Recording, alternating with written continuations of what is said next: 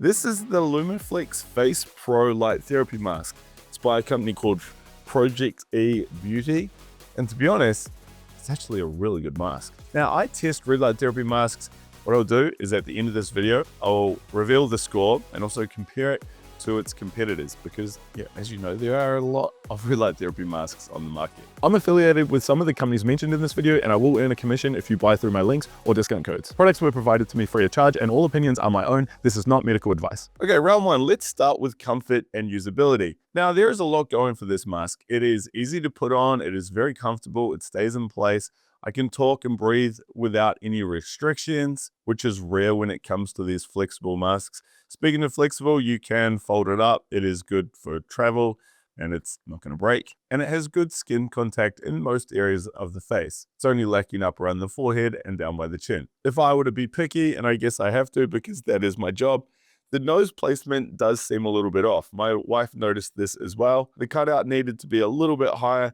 You can move it up, but then the lit LEDs here become more of under nose LEDs.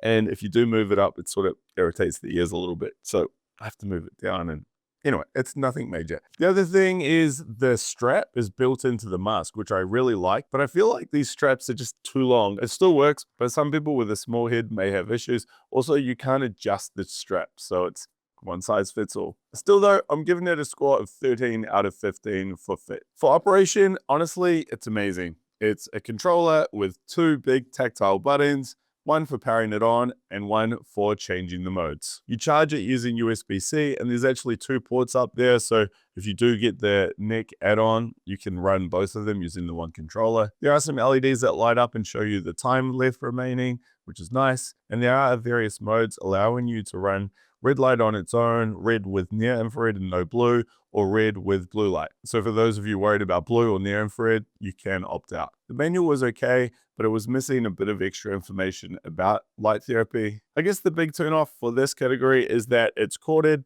and the cord is actually a little bit short. So when I'm wearing the mask, it actually dangles in my pocket. So it feels a bit awkward. Another few inches, it would have been fine. So I'm giving it a score of 6.5 out of 10 for operation, meaning this round gets a score of 19.5 out of 25. Now, if you want to look at all the scoring breakdowns and metrics in my comments, I'll put a link to a resource down below. Moving on to therapeutic power.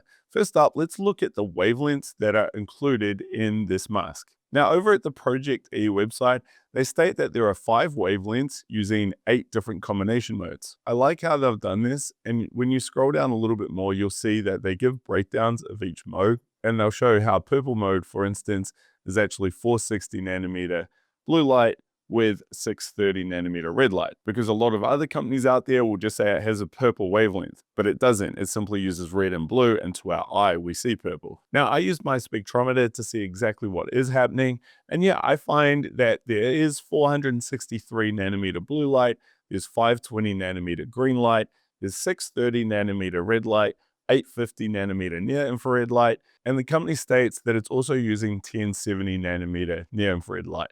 I did pick up a little bit of this, though I don't think all the LEDs are using this wavelength. What does this mean for you? Well, it's good news if you're looking at buying this mask to help reverse or slow down skin aging, skin blemishes, and just boost vitality and wellness in the skin. Also, because it does have the blue wavelengths in there, it's going to help with acne and eczema. The fact that it has 2 near infrared wavelengths is good because they do penetrate deeper into the skin, helping with collagen and firmness in the skin, and also boosting circulation. The green wavelength is going to provide pigmentation support, and I actually do like how this mask uses different modes, and they're well-defined modes for various goals, such as the glow enhancer mode using just the amber and the red, or the calming clear purple mode, which combines the benefits of blue light for the acne, but also red light for vitality and wellness. Still, the first setting is probably all people need on a day-to-day basis, that's using the red and the near infrared light. Those wavelengths are well documented to boost collagen production in the skin, help reduce fine lines and wrinkles, and just help with overall skin tone and texture. So, knowing all of that, I give it a score of 8.5 out of 10. Next, we look at fluence. This is the amount of energy that the mask emits. So again, I use my spectrometer to determine the power output, and then I multiply that by the default session time, which in this mask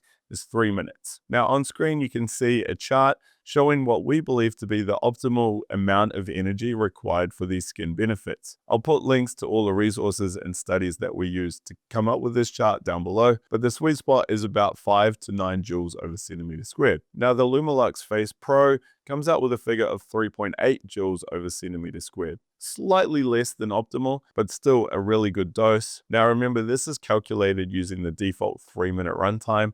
You could simply run the mask longer or just do 2 back-to-back sessions, and then you'll have a total dose, what we believe is pretty much perfect. So I'm giving the mask a score of 12 out of 15 for dose and a total round score of 20.5 out of 25. Hey, if you found even an ounce of value in this video, could you return the favor and hit the like button down below? And actually, if you really want to return the favor, can you share this video in your groups or your communities or with your friends? All right, next up, we look at coverage quality. How well is the mask delivering that light across the face? So first we look at LEDs. Now there's actually 200 LEDs in this mask, which is quite remarkable. And even better, each LED is quad chipped, meaning there's 4 little chips within each LED bulb, and each chip is emitting a different wavelength: red, blue, the green, or the near infrared. So in total, this mask has 800 LED chips. I've tested 12 or 13 masks so far. I've still got another 12 to go, so be sure to subscribe to see those other reviews. And yeah, no mask so far has had 800. I think second best was about 600. Most of them are around 200 or 300 chips. So yeah, this is awesome. Even better because it's got 4 different wavelengths. You know, all areas of the face are getting equal amounts of light. You're not getting a lot of blue and then a lot of red, then a lot of near infrared. It's a nice even blend. So it gets max points, 10 out of 10 for LED chip count. Okay, now I look at zone coverage. So working from the top down, we find that it does a really good job covering the forehead and temples. The mask comes up high and wide, and there's lots of LEDs in there. Around the eyes, it's okay, but not perfect. Personally, I would have liked to seen a smaller eye opening, and I would have liked to have the LEDs come closer to that opening. It's similar with the nose. There are lots of LEDs there, but there are a few areas lacking, including the nose bridge area. With the cheeks, no issue at all. With the lower part of the mouth, the lips are interesting. It's good. It's better than most flexible masks because the mouth opening is quite small, but it really does depend where you're setting the mask. If you move it up, those LEDs are above the lip. If you move it down, you get the top lip, but then you get a bit of discomfort. Still, it's pretty good. Likewise with the chin, you've got some LEDs up high, but not down low. And yeah, there's only a little bit in the jawline area. Still, it gets a score of 10.5 out of 15 with a total round score of 20.5 out of 25. Okay, that brings us to the last section, price and peace of mind. So the total price retails for about $350 US. If you do order using the discount link down below, remember you save, I get a commission. It'll bring the price down to $315 US. This means it gets 14 out of 20 points for price. It is a good price. For peace of mind, look, the company has been around for a very long time, so it's legit, no issues there. There is a 60-day return period, which is great, but there's only a standard 1-year warranty. So it gets 3 out of 5 for peace of mind and a round score of 17 out of 25.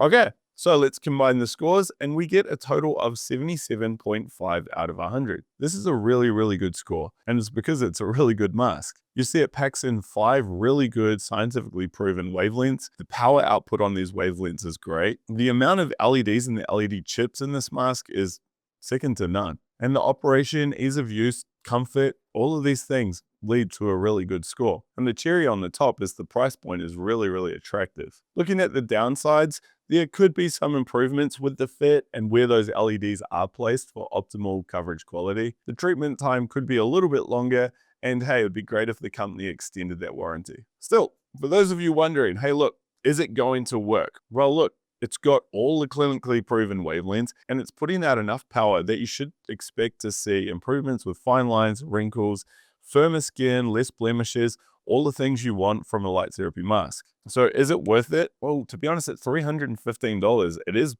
one of the cheaper masks on the market. Sure, it's not as cheap as some of the Temu and Amazon masks out there, but be sure to watch my videos on those masks if you are comparing them to this. And given all the strong features it has, yeah, I think it is worth the price. In fact, even if it was, say, priced at $500, I'd still say it's offering good value. Still, like I do in all my videos, Let's compare it to a few other masks out there. Speaking of more expensive masks, well, you can compare it to, say, the Therabody TheraFace mask. It is a different style of mask. I call it a hard shell mask. It doesn't have the flexibility like this LumaLux mask, but that means you're getting good face coverage. Most areas on the face are hit with light. There's also a lot of wavelengths and a lot of chips, though yeah, not as much as this mask. And again, it is literally double the price. So you have to wonder, is it even worth it?